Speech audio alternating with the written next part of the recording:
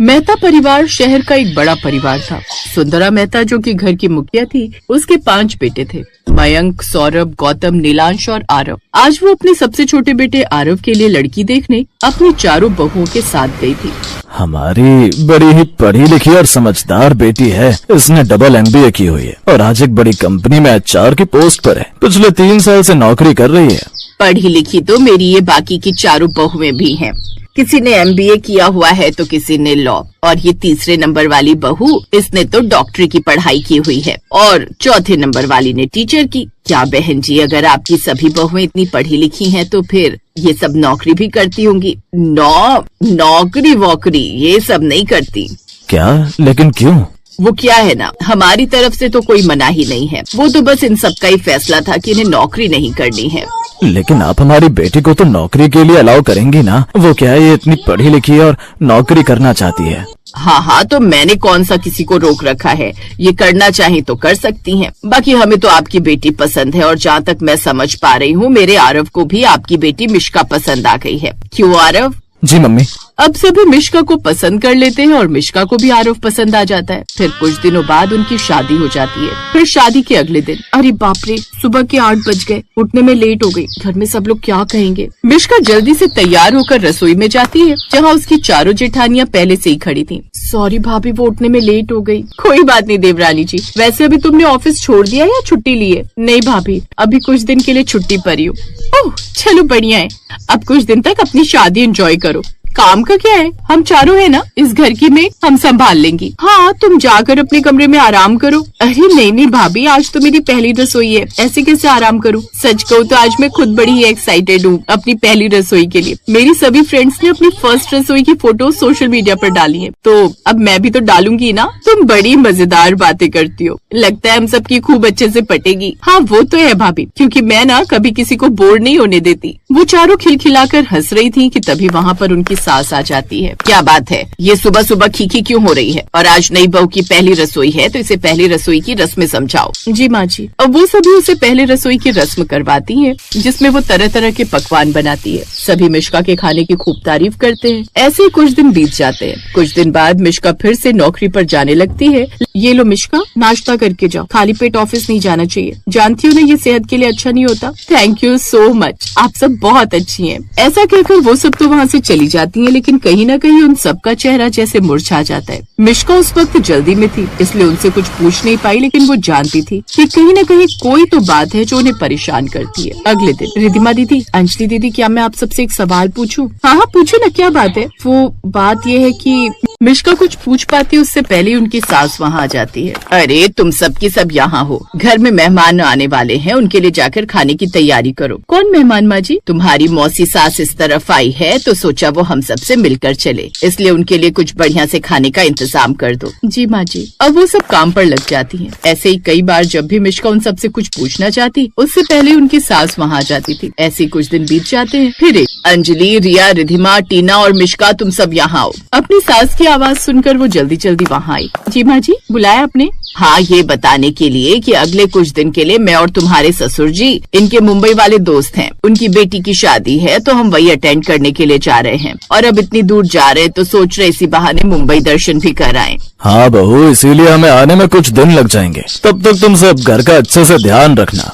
जी बाबूजी, don't worry, हम सब अच्छे से ध्यान रखेंगे, आप बेफिक्र होकर जाइए। चलिए माँ जी, हम आपकी पैकिंग में हेल्प कर देते हैं। अब वो सभी बहुएं मिलकर पैकिंग में उनकी हेल्प करती हैं और अगले दिन वो मुंबई के लिए रवाना हो जाते हैं। अब यही सही मौका है जेठानियों से सच उगलवाने का। उस रोज मिश्का काम से छुट्टी ले लेती है। अरे मिश्का, तुम अभी तक रेडी नहीं हुई? तुम्हें ऑफिस नहीं जाना क्या? नहीं भाभी, वो क्या है ना, मैं ऑफिस जाकर थक गई हूँ, इसलिए सोचा आज के दिन रेस्ट कर लूँ। ओह अच्छा ठीक है। क्या ठीक है? मैंने ये छुट्टी आप सबके साथ मस्ती करने के लिए ली है। आज का दिन मैं अपनी जेठानियों के साथ बिताना चाहती हूँ। चलिए आज हम सब घर में बैठकर साथ में पार्टी करेंगे। मैं आप सबके लिए पिज्जा बनाऊंगी और मैं समोसे। ठीक है, फिर मैं सबके लिए बर्गर और शेक बनाऊंगी। वाह, फिर तो बड़ा मजा आएगा। इसके बाद हम साथ में पार्टी करेंगे और फिर गेम्स भी खेलेंगे। अब वो सभी एक साथ रसोई में जाकर तरह तरह की तैयारियां करने लगती हैं, जिसमें वो कई तरह की डिश बनाती हैं और फिर सब एक साथ हॉल में बैठकर मजे से म्यूजिक चलाकर वो सब डिश एंजॉय करती हैं। और फिर मिश्का कहती है, अब हम सब मिलकर एक गेम खेलेंगे, ट्रूथ एंड डेयर।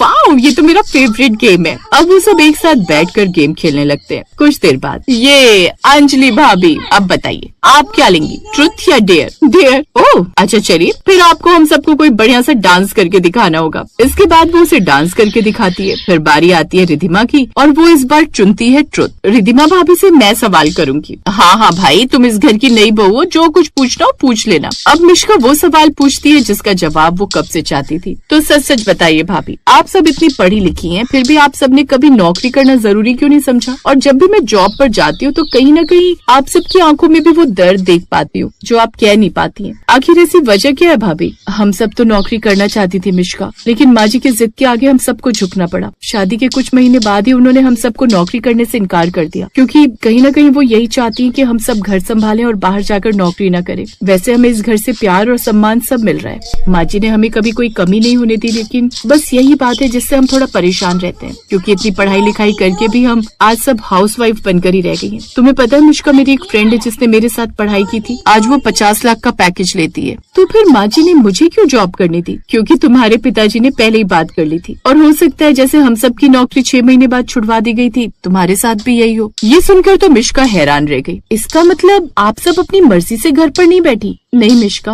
ओह तो ये बात है, लेकिन डोंट वरी, अब आप सबको परेशान होने की कोई जरूरत नहीं है, क्योंकि अब हम सब साथ में मिलकर काम करेंगे, और वो भी घर से। क्योंकि सच कहूँ तो 10-10 घंटे की जॉब करके मैं भी थक गई हूँ। अब मैं अपनी जेठानियों के साथ ऑनलाइन बिजनेस करूंगी और हम सब मिलकर एक कंपनी चलाएंगे, जिसमें रिधिमा भाभी लॉ का सेक्शन हैंडल करेंगी, अपने क्लाइंट संभालेंगी, अंजलि भाभी ऑनलाइन डॉक्टर कंसल्टेशन देंगी, तीसरी भाभी MBA बिजनेस के नियम बताएंगी, और छोटी भाभी आप अपनी ऑनलाइन टीचर की क्लासेस देंगी, और मैं HR डिपार्टमेंट का काम देखूंगी। मैं भी अब आप सबके साथ ऑनलाइन काम करूंगी। साथ ही हम सब इसके साथ साथ अपने अपने हुनर का इस्तेमाल करके घर से अचार पापड़ इन सब का भी बिजनेस शुरू करेंगे। ये सब सुनकर सभी जेठानियां बड़ी खुश होती हैं, और अब वो सब अपनी देवरानी के बताए हुए तरीके से काम करने लगती हैं, जिससे कुछ ही दिन में उनका अच्छा खासा काम बढ़ जाता है। और अब हाउसवाइफ होने के साथ साथ वो इतनी अच्छी अर्निंग करने लगती हैं, जितनी वो नौकरी करके भी नहीं कमा पाती थी। कुछ समय बाद जब उनकी सास वापस आई तो अपनी 5 हाउसवाइफ बहुओं का कमाल देख वो खुश हो जाती।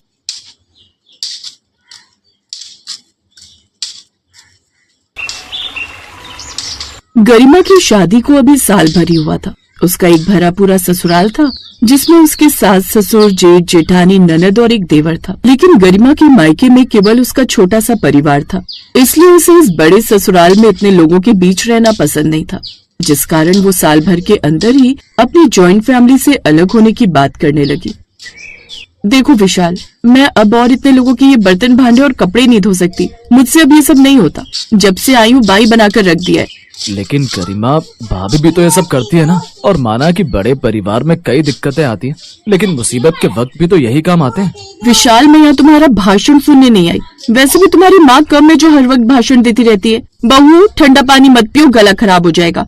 रात को बाहर बाल खोदकर मत जाओ, चौराहे पर पैर पड़ जाएंगे तो बुरी बलाएं साथ आ जाएंगी और ना जाने क्या क्या। इस घर में मैं कितना भी कुछ भी कर लूं, लेकिन तुम्हारे घर वाले है ना, मुझे कुछ नहीं समझते। तुम्हारी माँ की नजर में तो तुम्हारी भाभी बढ़िया है, क्योंकि वो उनकी पसंद की है ना। देखो विशाल, अब अलग रहना है मुझे बस, नहीं तो मैं हमेशा हमेशा के लिए अपने मायके चली जाऊंगी, कह देती हूँ।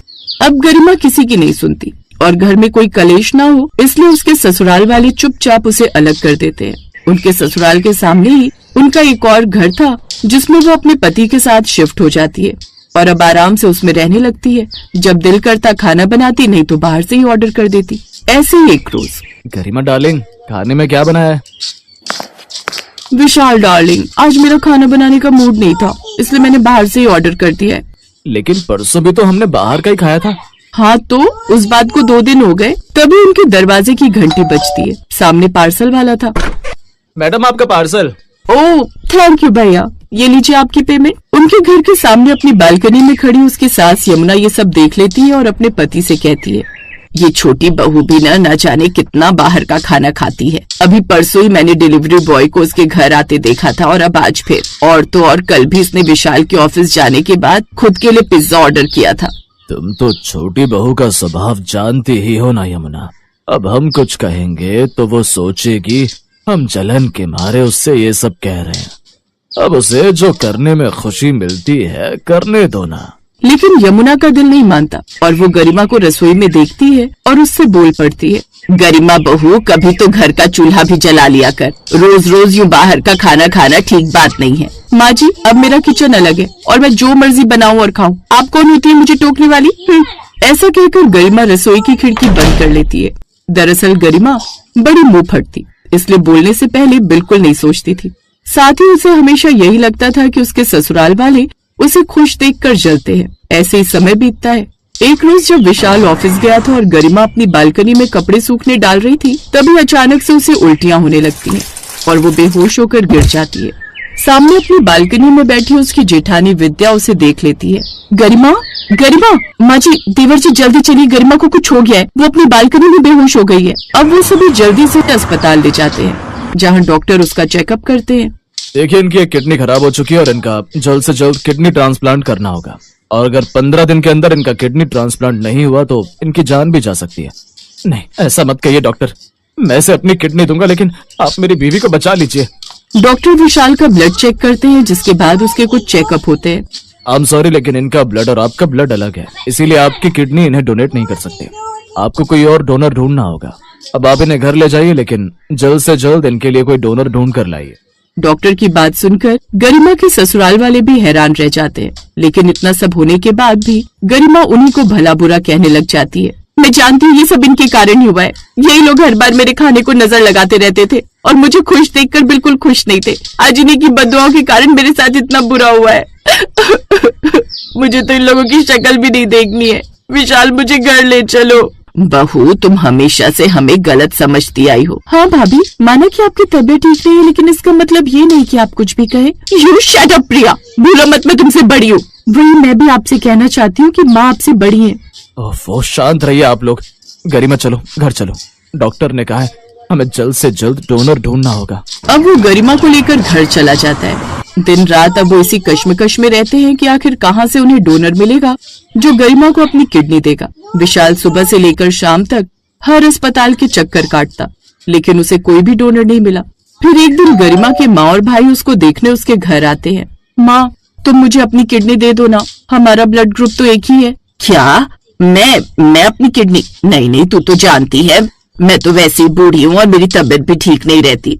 और दीदी, तुम तो जानती हो मुझे ऑपरेशन वगैरह से कितना डर लगता है। सॉरी, लेकिन हम आपकी हेल्प नहीं कर पाएंगे।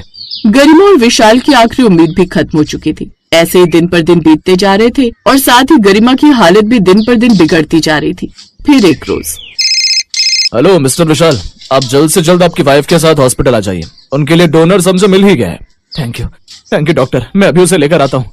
वो दोनों जल्दी से अस्पताल जाते हैं, जहाँ गरिमा के ससुराल वाले भी मौजूद होते हैं और वो सभी अपना अपना ब्लड टेस्ट करवा कर बाहर आते हैं, जिसमें से एक का ब्लड उससे मैच हो जाता है। कुछ देर बाद गरिमा को ऑपरेशन थिएटर में ले जाया जाता है और सक्सेसफुली उसका किडनी ट्रांसप्लांट हो जाता है। जब गरिमा को होश आता है तो उसके ससुराल वाले सभी उसके सामने खड़े होते हैं। ओह गॉड, ये मनहूस लोग फिर से मेरी आंखों के सामने आ गए। अब तो मुझे नई जिंदगी मिली है, कम से कम अब तो मुझे बख्श दीजिए। और वो माँ जी, वो कहाँ है? उन्हें तो बड़ा दुख हो रहा होगा मुझे जिंदा देखकर। तभी डॉक्टर वहाँ आता है। कैसी बहू हैं आप? जिन्होंने आपको अपनी किडनी दान में दिया, आप उन्हें कोस रही हैं? क्या? माँ जी ने?